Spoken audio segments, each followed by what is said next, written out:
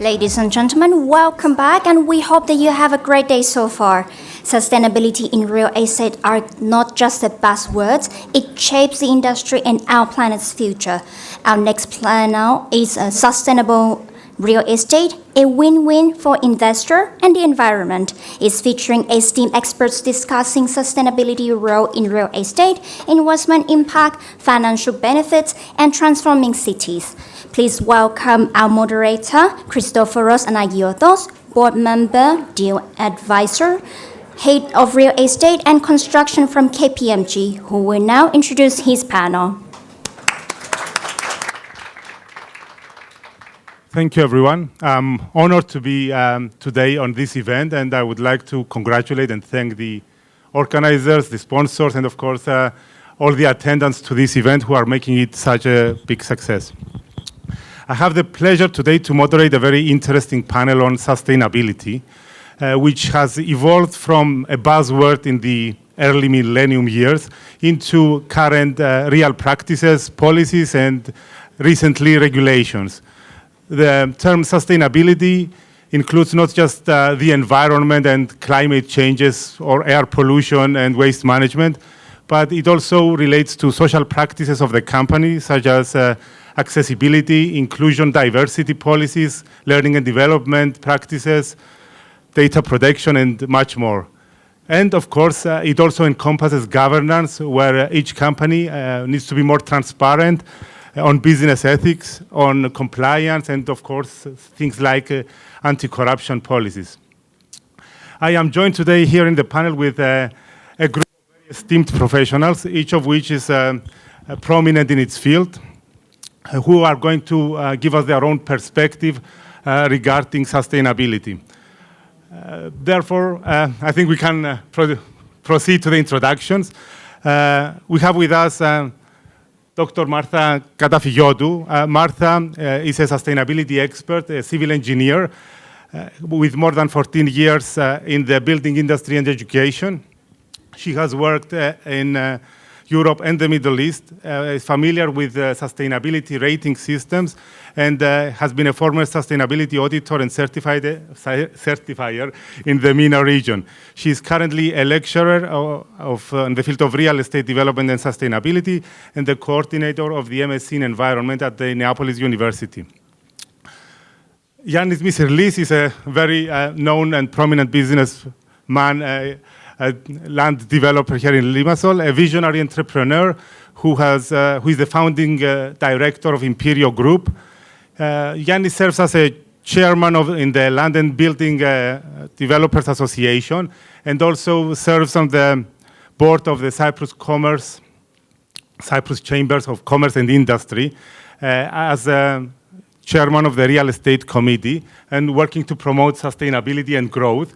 But not only in terms of the policy, he also practices what he proclaims in the developments that we are going to talk about in a while. Christina Charta is an advisory services professional in sustainability, ESG, and climate changes in the last 15 years.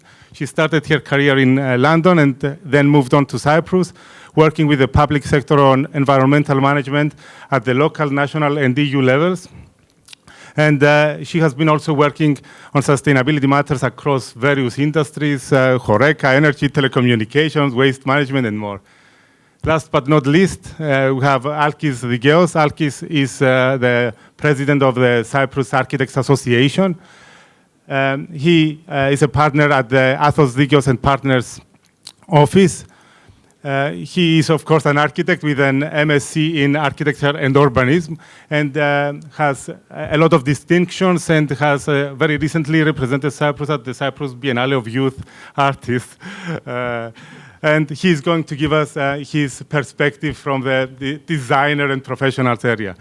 But I will open our discussion today by giving the floor to Christina to give us her perspective and knowledge on the sustainability matter. Christina? Great, thank you. Can everyone hear me? Great. Thank you, Christophoros, for the introduction. It's great to be here with everyone.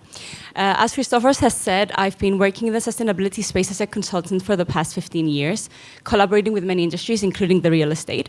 So I'll kick us off by giving a brief introduction on sort of the big picture surrounding real estate and sustainability. So over the past few years, we've seen an increase in the cost of construction material. We've seen operating costs surrounding buildings increasing.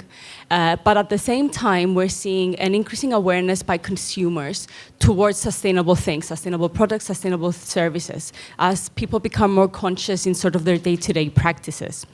So real estate is really no exception to that.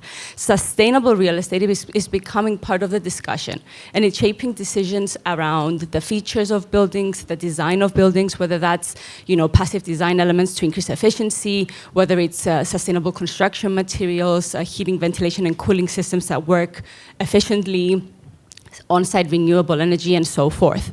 And studies have shown that sustainable real estate can be sold at a premium, up to 18% higher price, can be rented at a premium, up to 12% higher price, and can be resold at a premium. And of course, this benefits investors, it benefits developers, but it also benefits buyers, because sustainable real estate is also healthier. Buildings are healthier, and that impacts the well-being of individuals and of communities and cities as a proxy. So because of this sustainability trend and the increasing costs and the somewhat increasing demand, we've seen markets evolve.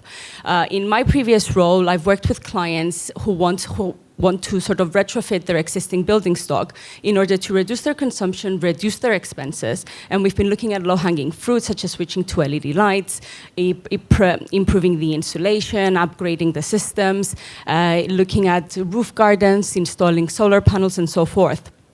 I've also had a range of clients who are interested in green loans. So in order to be able to market their properties as sustainable, we've had to fulfill a range of sustainability criteria, including achieving certifications in this space like LEED and BREEAM and so forth. And the markets, to an extent, are also being pushed by the policy framework. So you may know that the EU has signed up to a very popular target, which is becoming climate neutral, achieving zero carbon dioxide emissions by 2050. Now, it's rolling out a series of policies in order to achieve that aim, targeting many industries, including the real estate industry. And it cannot achieve that target without the real estate industry, because buildings account for 40% of the EU's energy consumption. They account for 36% of the EU's greenhouse gas emissions. They are also responsible for a large percentage of air pollution, waste production, domestic water pollution. So in order for the EU and member states to achieve their targets, the real estate has a role to play, whether that's the design of our buildings, the materials we use, how we operate the buildings, the features we have. And this applies to the local level as well. Cyprus has a recovery and resilience plan. It has the same target. It has to achieve zero emissions by 2050. We have serious environmental challenges to address. We have air pollution, we have energy consumption, we have waste production. Without the real estate playing its part, Cyprus will never be able to reach those targets. And the real estate accounts for 40% of Cyprus's emissions. So there's a real role to play for this industry, and we need to see innovation in the way buildings are being run, in the way new buildings are being constructed. And because of this, we all have a role to play as stakeholders in this field. So to me, wrapping up this initial statement, I would say that while sustainable real estate for now is a bit of a choice, I see it becoming more and more of a necessity and a new frontier for the sector, as all of the stakeholders involved need to future-proof their business. Over to... Thank you, Christina. Martha, can I ask you to give us your own engineer's perspective of this whole thing that is happening around us? Thank you very much. Thank you for having us here today. I was thinking to start in a different way, but then I heard what Christina was saying, and I'm happy to make a statement. When we started these discussions in Cyprus around 2010, we were all talking about an obstacle in construction. Sustainability, energy efficiency, it was a major problem for the business and for the construction sector. And 13 years after, we all see this as an opportunity, as a win-win situation. And this, I think, this is a huge goal for us. This is something, it's already a successful thing for Cyprus. As I said, we started in 2010 with the very early Energy Performance Directive that introduced to Cyprus the Energy Performance Certificate, and we started figuring out what is this. Now we are building houses and projects that they're energy certified in Class A, everything in Class A, some in Class B, and we're working towards the net zero buildings. And before, the contractors and the engineers, they were struggling, and the market was struggling, and we were receiving a lot of complaints as sustainability experts on the cost, and that the cost is going to be very high, and I'm not going to have profit on this. And now we see that the market is changing. The buyers are asking for this, and the buyers, they're starting asking also for the existing building stock in the resale deals and in the renting deals, because they want to know what they're going to pay later on, what they're going to pay at the end of the month. They want a more comfortable house. They want to live in the house and to feel nice, to feel warm in the winter and to feel cool during the summertime. So sustainability started to be something bigger as it is. It's not only about environment, it's about well-being, it's about economy, it's about social and human aspects. And this is what sustainability is actually reflecting very well in the real estate sector, because it's about inclusion, it's about accessibility. And I heard the previous panel before that they were talking how we're going to attract the investors in Cyprus. We all want to be the paradise. How are we going to be the paradise? And I heard repeating the word sustainability a couple of times. But what is actually sustainability, and how can we create sustainable cities? I'm sure that you'll struggle maybe to arrive here because of the traffic, and you struggle to find parking, and you struggle every day in your daily life because of several aspects that are connected with the real estate and sustainability. How do we resolve all this? Are we ready? I think we're ready. Now we have the knowledge, we have the academic knowledge, we have the people, we have the experts. We're maybe still a small society of people that we're dealing with sustainability, but we're a lot more than before, and we know how to deal. And even the government is ready. As Christina said, the government is ready to change. We have recovery plans. We signed the Green Deal. We signed the Sustainable Development Goals. And all this, they should start implemented from 2030. 2030 is just 7 years from now. And 2050, we need to be totally neutral. So I think the construction sector, it's now not at the beginning, but in a very important curve that we know what we're doing, and we need to implement this in the bigger scale, in the open spaces and in the big real estate projects. Thank you so much. Thank you, Martha. Yannis, both Christina and Martha talked about potentially increased cost, but much more benefits and willingness to pay in the market for this additional benefit. How do you, as an entrepreneur, see the investors, the financiers, and the buyers reacting to these changes? Well, real estate is a very slow-moving industry. Changes don't happen very fast. We more or less built the same way we've been building in the last 40 years. We sell a little bit different, but not a lot. But the girls are right. There are tectonic changes happening in this industry, and mostly because of ESG awareness. The more people get to know about this subject, the more they ask for it, and the more demanding they are in terms of designs and in terms of practices.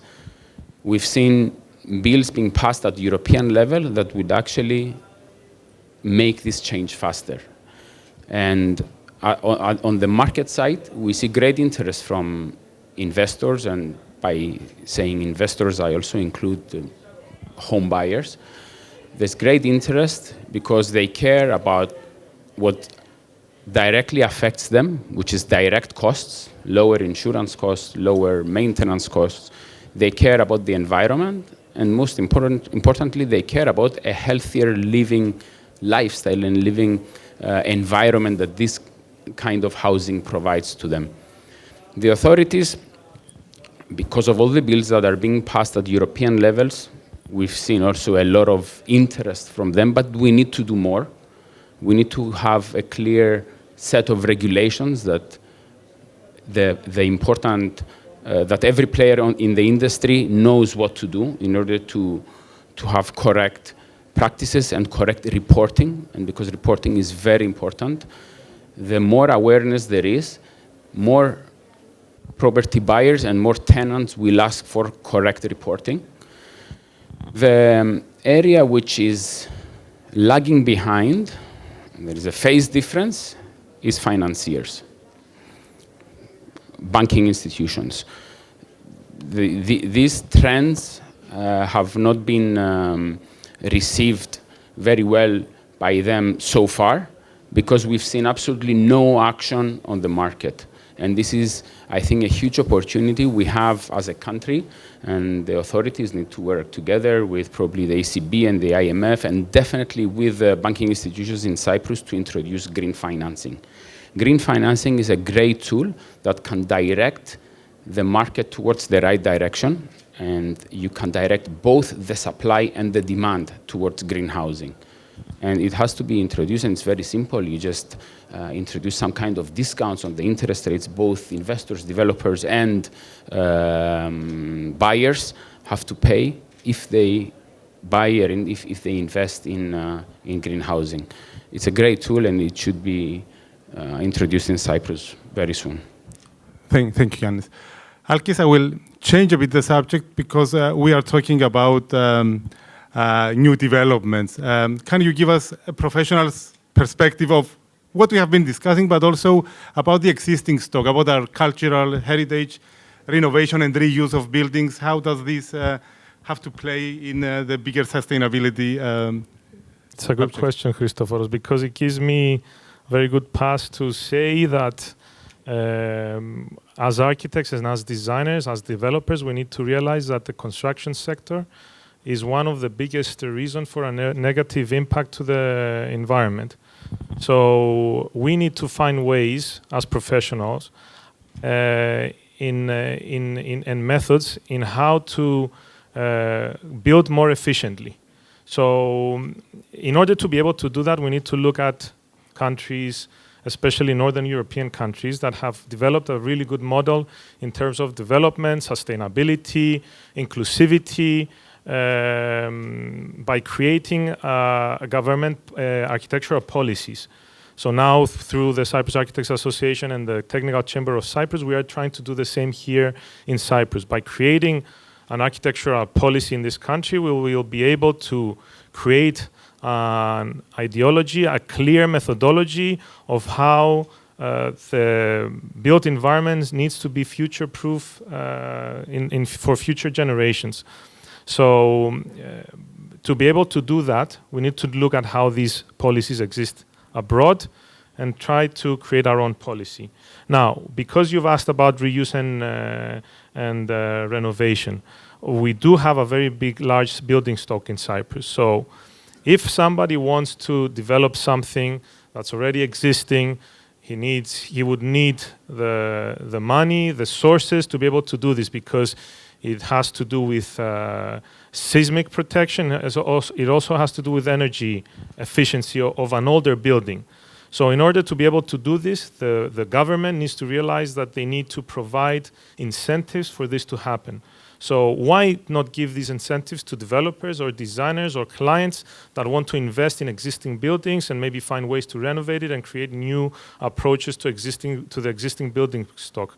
This way, we manage as a country to keep an architectural character that we keep on losing generation by generation. We build something, we demolish, we rebuild, we demolish, we rebuild and demolish. And this is highly inefficient. So we need to find ways to get these incentives to be able to maintain the buildings. And this is, of course, something that is part of the new European Bauhaus, which is under the Green Deal of the European Union, that talks about, which is a movement that is based on the older Bauhaus and talks about three core values: aesthetics, sustainability, and inclusivity. So if a developer, for example, approaches a building and says, I will build a new building, let's leave out the renovation. Let's say a developer wants to build a new building. If in some ways this developer finds a way to embrace the community, and it's a development that's also for the community, and it's not just for a niche clientele, then development is very well embraced by the community, and therefore it becomes future-proof. Thank you, Alkis. There is an interesting fact that maybe not a lot of people know, but Limassol has been included in the 100 European mission cities to become climate neutral by 2030, as Martha also pointed out to me. Martha, what does this imply for Limassol, and picking on from where Alkis said about communities and incentives, let's say, to create these better communities? Yes, let's talk about these incentives and about this policy framework that we need. And it's good that, you know, the contractors and the developers and the designers asking for it nowadays, because before they were stopping a bit the government for this, but now they're asking for it. So I'm going to Limassol. Limassol is a great example, I think, of a city that is transforming very fast. And it was an honor to be one of the 100 cities that they call mission cities. What are these mission cities? They have a mission until the end of the summer, beginning of autumn, to submit the climate city contract. It's a contract with the European Union that is proposing the pathway in order to become climate neutral and smart by 2030.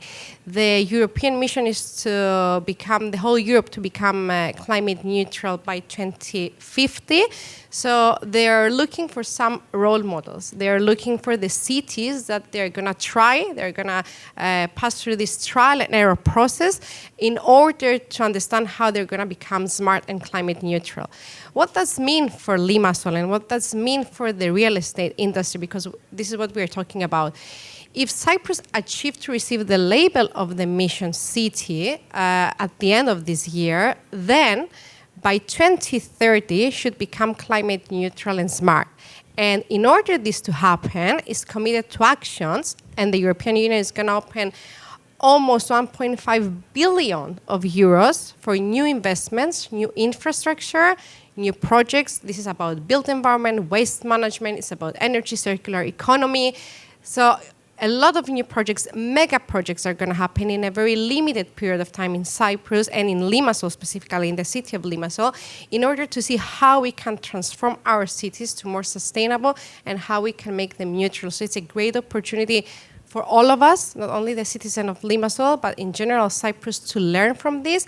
And it's a great opportunity for the real estate to come in this, to work with the Limassol municipality, to work with the academia that is supporting this achievement, and to change our city and then to change our island. I think it's something great that is happening now. Hopefully, Limassol is going to achieve to take the label at the end of the year. Thank you, Martha. You mentioned that previously developers were seeing it as a burden, and increasingly more they are, let's say, promoting themselves. Next to you, I think, is a developer who has been a pioneer in it and maybe stands out in that respect. Yannis and his group, they have been promoting green developments earlier, I would say. So, Yannis, people may get the feeling that this additional cost that a green development or a sustainable development entails, it's only for those that they can afford to pay more. Are we creating products that are for the higher end of the market? Not only. Green buildings are for the mass also. It's not the super prime that are green. On the contrary, because the super prime boom in Cyprus was in the past decade, they're not so green. It's new developments that are green and buildings that are designed now and in the right price range. I mean, we have two big examples in our group. We designed, we built, and we completed the first net zero office building on the island.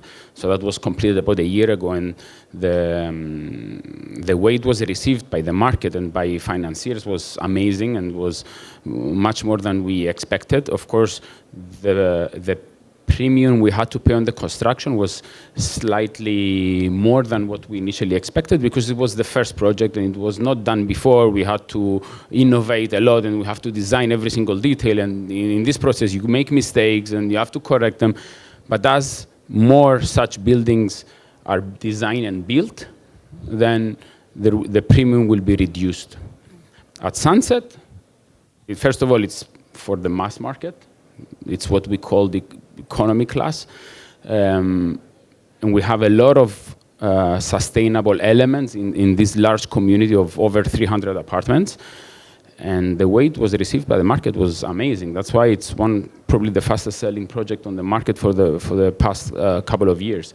And people, they do exactly what I described before. They appreciate the elements that go into such communities because they feel that the direct impact on them in terms of energy costs, etc., is huge.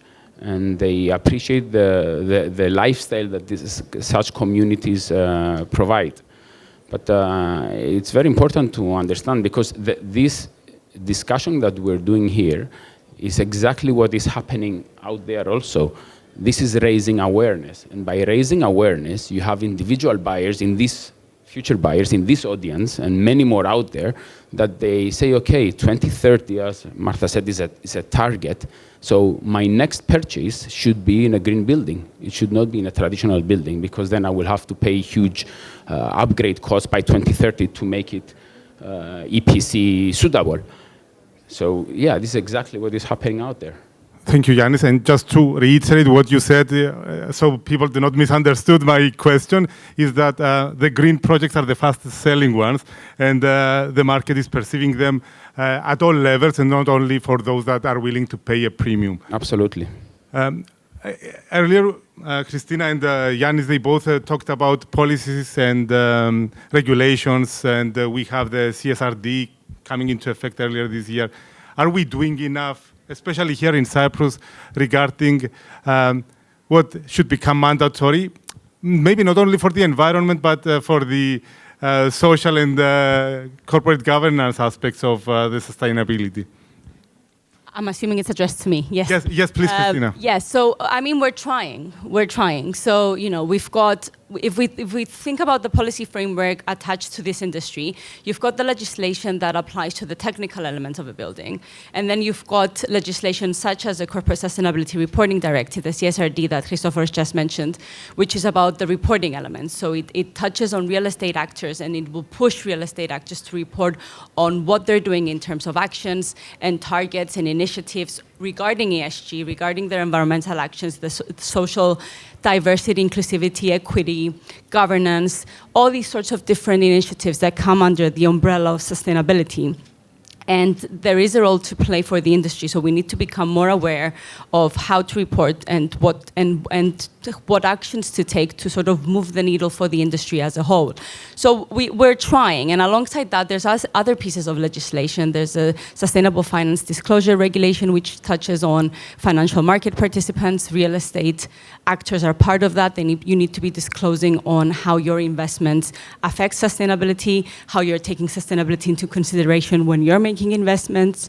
So it's a big picture thinking, and you need to think ahead, like Yannis said. You need to move, and Martha, to 2030, thinking about how our actions now can impact the future and how we can invest in a better future. And we touched a bit, I think, now on behavior changes, awareness raising, training, education. There's a big element to how we also use our buildings, how we operate the buildings. So yes, obviously the design, the construction are big parts of the big picture in having sustainable real estate. But at the end of it, because we all wear different hats and we're also residents and users of buildings, there's an element to play about how we use our buildings and educating ourselves about how to become more efficient in our energy consumption, in our waste production, and all the elements that come under the umbrella of sort of the real estate sector.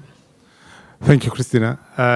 You said that the design is a big element of the sustainability, Alki. So you said earlier also that we have to build for the next generations. Are we mature enough, and is the market mature enough to be building for the next generation and not for short-term profit? I think the most important thing in this aspect is that we're gathering a very big awareness of what the future, where the future is heading to. So sustainability is the future, and year by year, people are getting more aware of this. But there are many things that we're lacking in terms of your question, whether we are ready or not.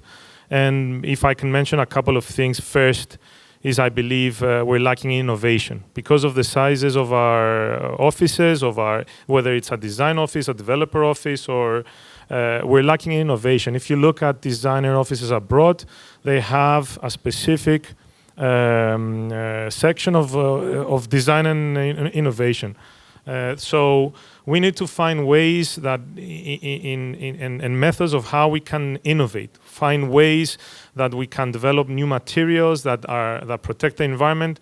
Last week I was at the Venice Biennale, and the Belgian proposal had a whole pavilion that was constructed out of mushroom construction material, developed by mushrooms. It was a really interesting proposal because it's a reoccurring material, and it doesn't impact the environment. So we do not have the facility to do this here in Cyprus, and we need to look at with academia how we can address this issue. The other thing that I think we're lacking, besides to find ways to create green areas, communal areas for the community parks, we're also lacking in maintaining important architectural buildings of heritage. So we've seen and because the question was raised before in terms of locally in Limassol. In Limassol, we're looking at buildings, important buildings that are being demolished, such as the Curium Hotel, which was an important building for the community, maybe not so much in architectural language, but in terms of use, it was a very important building. We saw the Hellas cinema that was also demolished a long time ago, and we're seeing many important modern and postmodern buildings that are being demolished for new development. So the question is, should we make these buildings listed? Is modern and postmodern an era that needs to be listed, like the listed buildings that we find in the old characters? We need to discuss these things, because if they're not protected by the legislation, then we will start to lose the character of a city. We as designers and as architects have the responsibility to become the guiding light for providing an urban development, a design that is future-proof for future generations. Thank you, Alkis. And this maybe addresses in a way my previous question about if we are doing enough in terms of reforms and policy. Maybe the issue of what this should be listed building or cultural heritage may need to be revisited. Ladies and gentlemen, I am sure that my panelists have a lot more to say, but if we have any questions, I think we can also take them. Else, I will address another question to the panel. Sorry, we have a question actually. Can we have a microphone? If you can let us know your capacity and the question, or to whom is directed. Thank you. I suppose the question is addressed to the whole panel. I'd like to know a bit more about what's being done to sustainabilize existing buildings in Limassol. Yes. I think Alkis has in a way addressed the existing stock of buildings and heritage, but Alkis. So yes, I think one of the biggest challenges that the Technical Chamber of Cyprus is facing, and I'm speaking of course of this on behalf of the Cyprus Architects Association, but one of the things that I'm seeing that the Technical Chamber of Cyprus is facing is the issue of the older stock of buildings and their protection.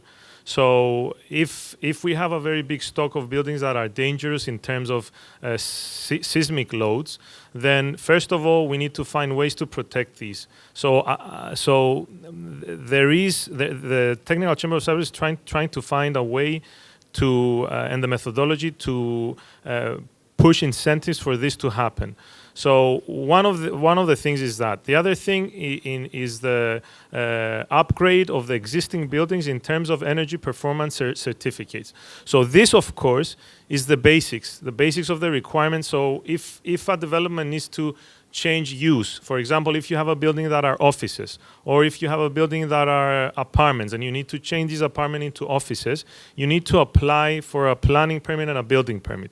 In order for these permits to be issued, you need to show that these buildings are protected in terms of seismic load and in terms of energy performance certificates.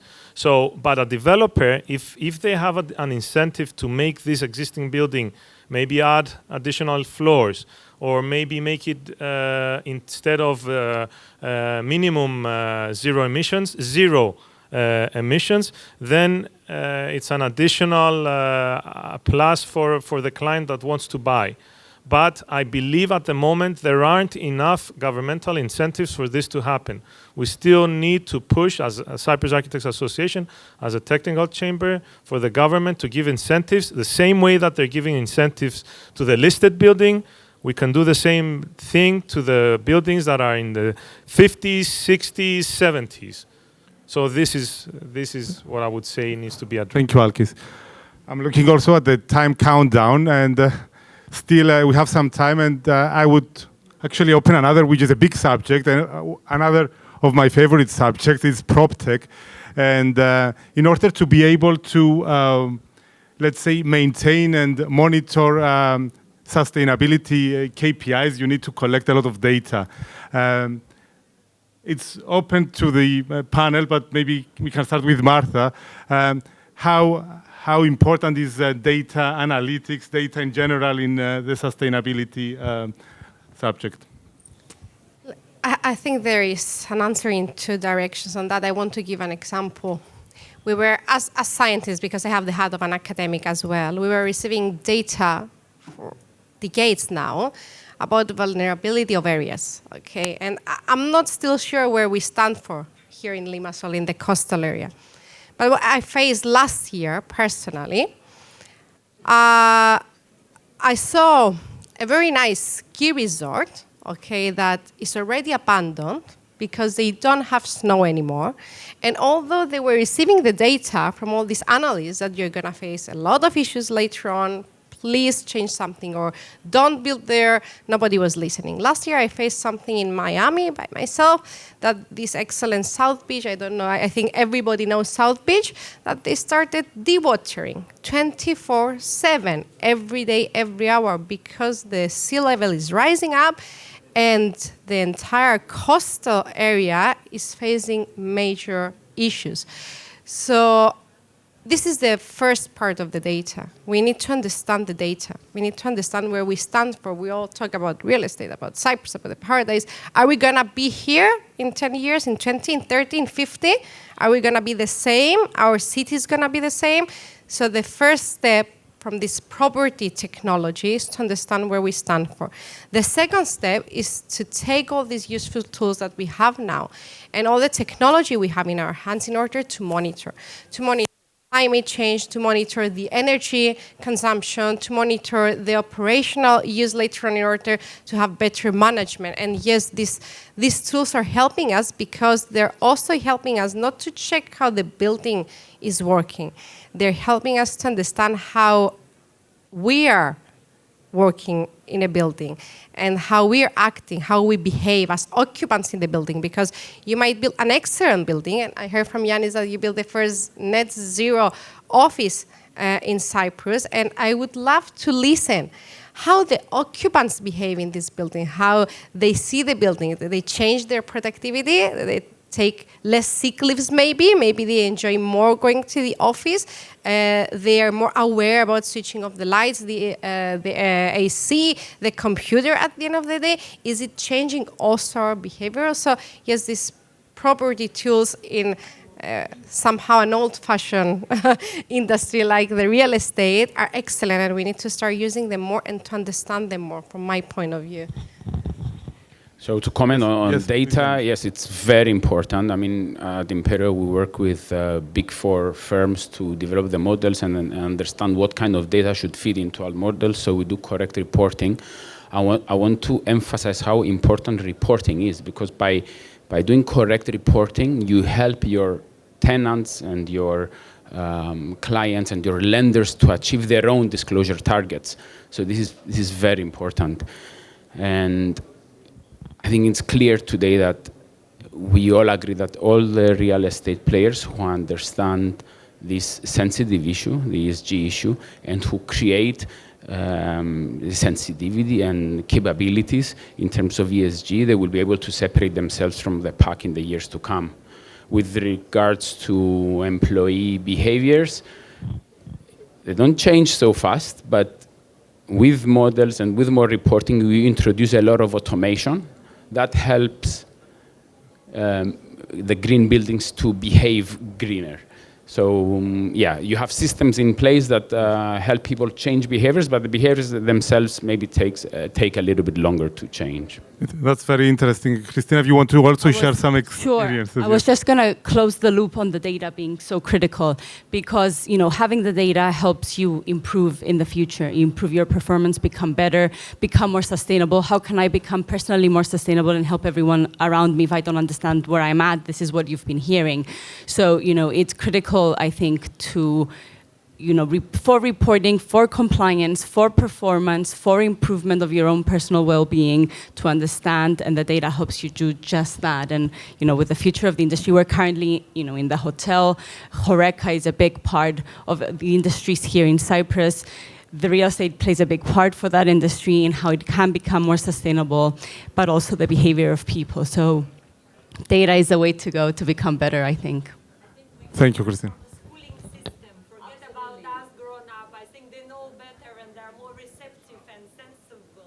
Yes. And responsive, and then they come back home to us as a parent, and they spread the good news.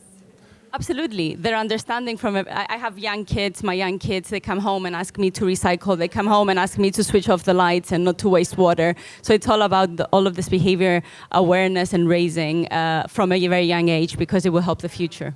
Maybe a last comment from Alkis on this educating the new generation. So the new architecture policy that we're creating at the Cyprus Architects Association and the Technical Chamber of Cyprus is based on the Finland model, which is actually creating awareness for kids from a very young age of what means a beautiful environment, a well-built environment, how to maintain it, and find ways to